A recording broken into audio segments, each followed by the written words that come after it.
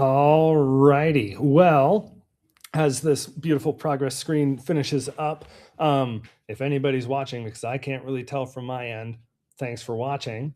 Oh, we have a little countdown. I forgot I did that part. But we'll get started here in just a minute, and we're going to go over the omnipresence strategy for plumbers. This is a presentation that I've given before to a small group, and I figured, you know what? We need to do some more stuff live. So let's do this thing live and work our kinks out of the software. So I've got a number of people maybe watching from my crew as well as to give me some extra questions. But let's get going. So with this, we're going to cover the plumber's omnipresence strategy. Now, omnipresence, it's one of those fancy marketing terms where if you don't live in a marketing space, you might go, what are you talking about? Omnipresence is the sheer act of being everywhere. Because if you can be everywhere, you're the most convincing person in the room, right? If you look and drive down the United States, you will see McDonald's. You recognize those golden arches. You know what you get with those, right?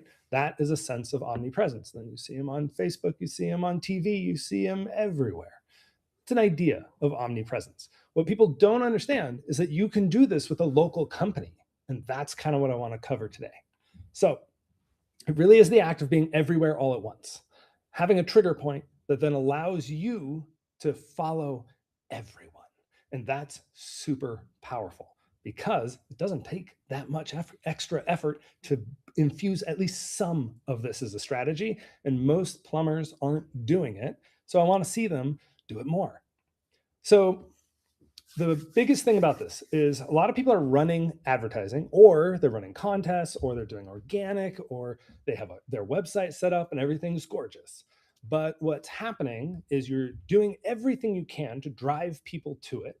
And that could be spending a lot of money. But then you're not actually activating the second leg of the journey. Because you got to remember that every customer, they come along a journey. That's the biggest thing that you want to remember. So they are moving through the world. And at some point, they go, I need a plumber, or I'm going to interact with this business. And then that need, if you don't capture it there, you will lose it if you don't nurture it. And that is how you get leads that may have fallen through the cracks otherwise. So, largely what this is like what Amazon does when you search for something on their website. You search for a mattress, and guess what? You're going to see mattresses everywhere as far as the internet will show you. And that is omnipresence. So, ads are usually the first leg of this journey. They're not the entire leg, but they are usually the first leg because you need something to trigger somebody to interact with your business. Omnipresence has a trigger point. You can't send people more ads if they haven't interacted with you in a specialized, meaningful way before. So you have to engineer that first leg. And that's usually done through advertising. It's going to be done through organic sources as well. But what happens is your omnipresence strategy kicks off after they fulfill that first thing. So most of you are going to see most of your traction if you're running ads, and then you're running a secondary campaign on multiple platforms on top of that. And that's because you have multiple steps within your advertising ecosystem, right? So for instance, you can activate somebody on one platform, and then you can have them get followed on a completely different platform and on devices you might not expect. And that's where the magic of this really happens. So here is our actual way that this works. You have your user, and then the ad is the trigger.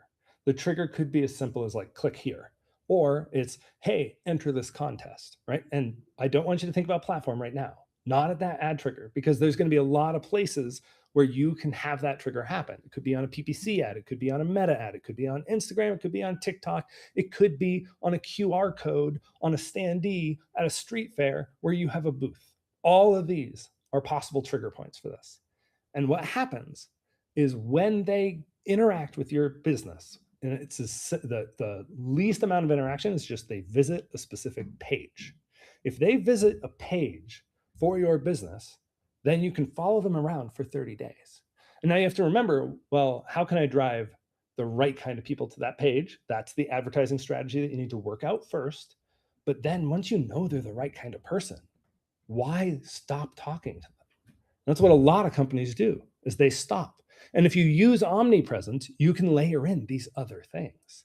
You've got news websites, you've got emails, you've got YouTube pre rolls, which I love.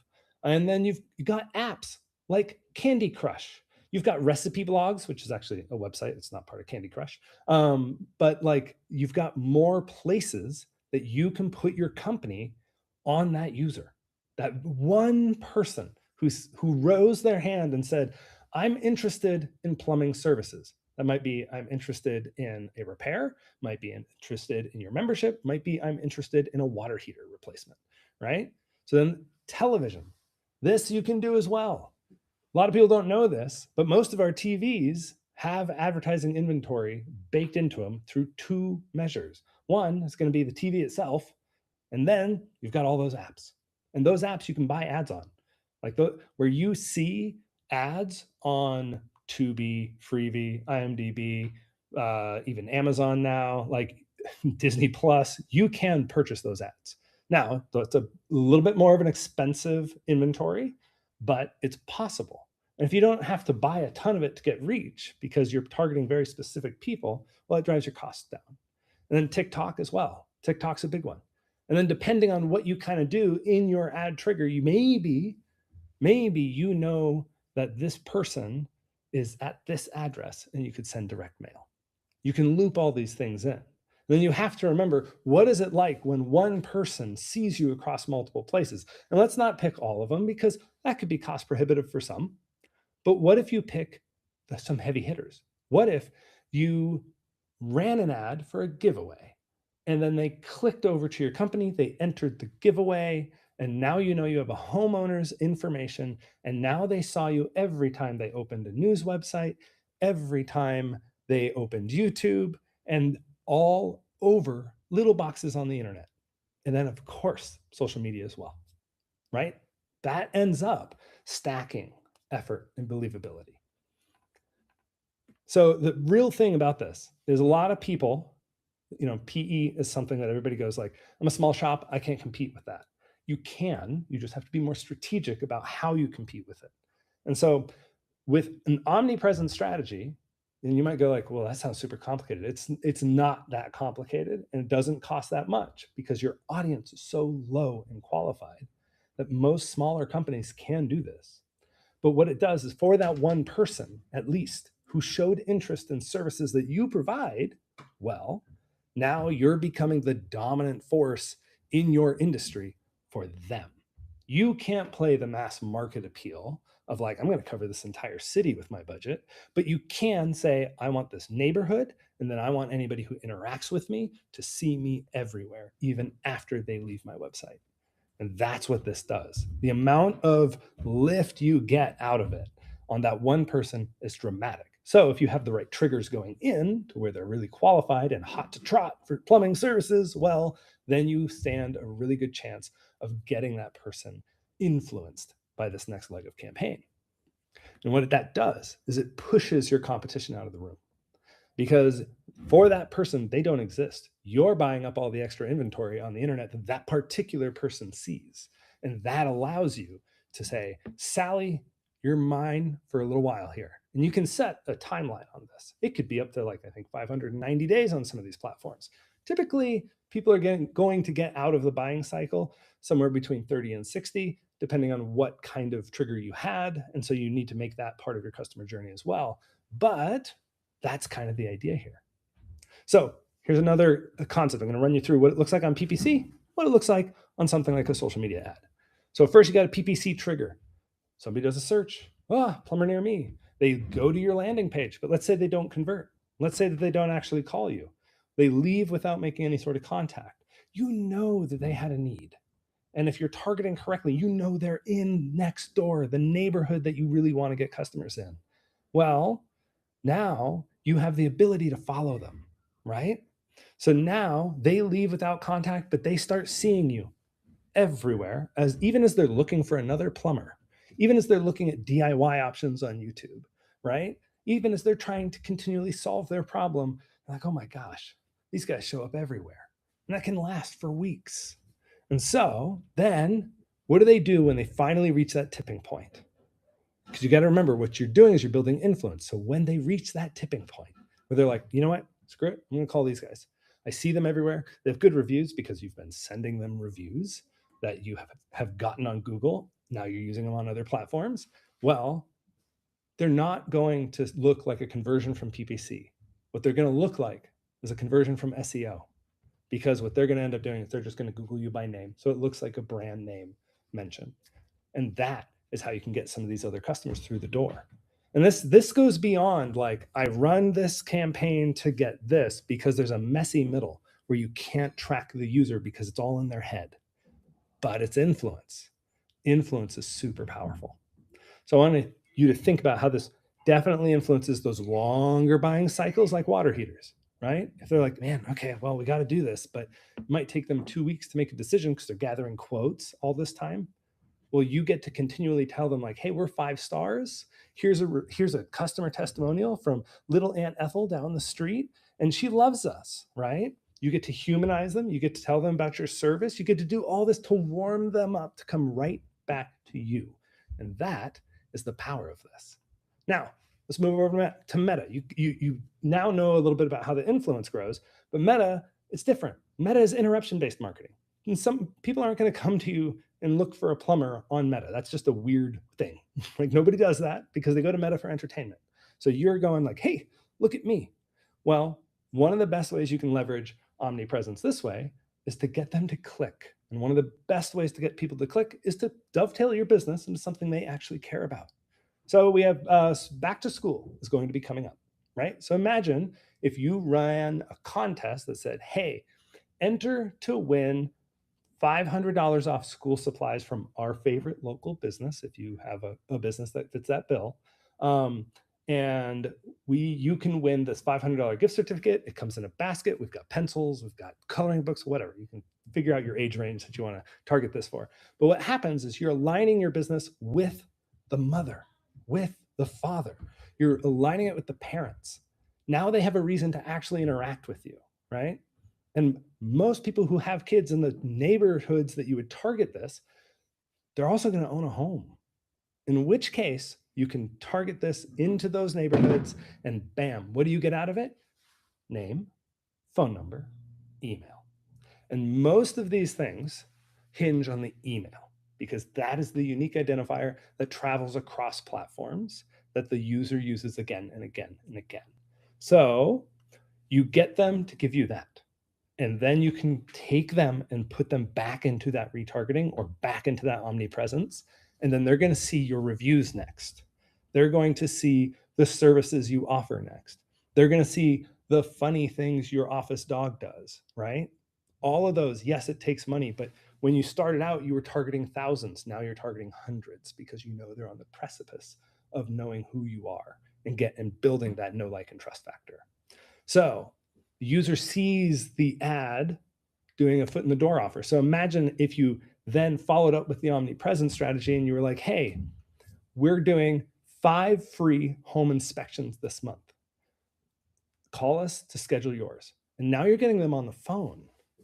And even if you've already scheduled your 5, you're still building rapport. And that gets you set up to be their plumber, especially if you got a dynamite CSR. So that all becomes part of the influence, right? And then you've got them for long-term nurture. Let's say they fall out of the ad campaign because you only set it up for 30 days to run the omnipresence. Well, then what you end up doing is you still have them on your regular email list. You still have them on your occasional texting list. Be careful with that. You don't want to burn them out. But you can leverage your ads to get into the home after running a contest for those people who you want as customers. It's building your road forward instead of just going like, I guess I'll wait until they decide they have an issue that they need a plumber and hopefully they choose me. No, you're trying to get there. So again, this is another view of how it can work. You've got an ad trigger. You've got an action that needs to happen. And what you're going to do is you're going to set up campaigns on different platforms to follow those users around. You have to have the email usually to do this, or you have to have a pixel or a cookie or a code that triggers upon when they go into the landing page. Most popular spots do this is going to be Google, because on Google, you get more inventory than almost all the other platforms. So if they go to a landing page and then you fire your trigger, they get put into an audience on Google, and then you end up with display ads. The display ads that you see every time you go to any sort of a news website, those are filled in a lot of times by Google. You can buy that to be what fills in your company instead of somebody else's or your competitor. And so then you have the added benefit with Google of not just display ads, but you've got Gmail inboxes. You've also, one of my favorites is YouTube, right? And YouTube is also overtaking television right now. YouTube, the YouTube app on TVs is becoming one of the leading apps that people use to use their TV. It's fascinating. We're out of broadcast. We're firmly in digital placement. So that is a way that you would leverage only Google's algorithms and only their world to do this on the greater internet. Now, if you layer in something like Meta, you can go deeper down that side as well. But one thing about Meta and Instagram, while they do have audience networks where they will show ads outside of this, they also are primarily used for in-app audiences.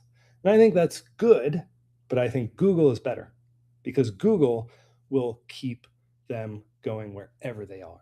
If you are a user who's ever used an app on your phone that is free, you've seen ads, and you could be one of those ads.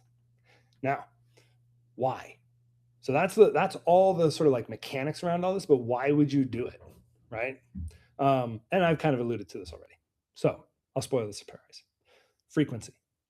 If you show up multiple times to the same person, you're building credibility every single time you show up, right? If you show up once, when somebody says plumber near me, they see a list of 5 plumbers, you're one of them, and they pick somebody else, they're gone. They're somebody else's customer. But if you do stuff like this, and you layer it into your world, what happens is even if they are exploring a little bit, you show up and they know, like, and trust you. After doing these things for months, you start to find that people start searching for you. They start seeking you out because you have the reputation that you built intentionally. Instead of letting the world decide who you were, you went, I'm your plumber. And that's what you need to do with this stuff. So this is a visual that kind of goes over this. This is what I'm going to end on. This is the internet right now for most plumbers and most home service companies. You run your ads and you are in a sea of everything there, right? You've got LG, you've got Gap, and then you've got you, Clearflow Plumbing. This is an AI image right there, but you're one of many and you're competing with all these other sources of interest for the user. Why don't you run Omnipresence and make their world occasionally, for a little bit, look like this? Think about how powerful that is. If you can layer things on over and over again for a period of time, how much influence you get. And you replace all those headlines with, we're 5 stars. Great Aunt Ethel says we are, and she loves us. Imagine how much that builds inside of the mind of your potential customer, who you stop talking to most of the time. Instead, you're going to keep that train running. That is how Omnipresence works. So I want you to be thinking about doing marketing. How do you command the market itself? Don't just think about, I need to advertise. You need to be layering things in, strategically looking at it and going like, is there any way where I can become the only instead of one of the many? And that's where Omnipresence will push you forward in a big way. All right. So I have an Ask Me Anything place in here. However, because this is an experimental live chat, oh, no, I see one, but I only see 2 participants right now. So I don't know if we have anything. So I don't have a live audience because I don't have my windows set up properly, I'm guessing. But I still made my video. By the way, guys, if you aren't making content, you should do it more often. All right. You guys have a good one. If you want any help with your marketing presence, that is something that my crew does. Go to mammothforplumbers.com. We'd be happy to help you out.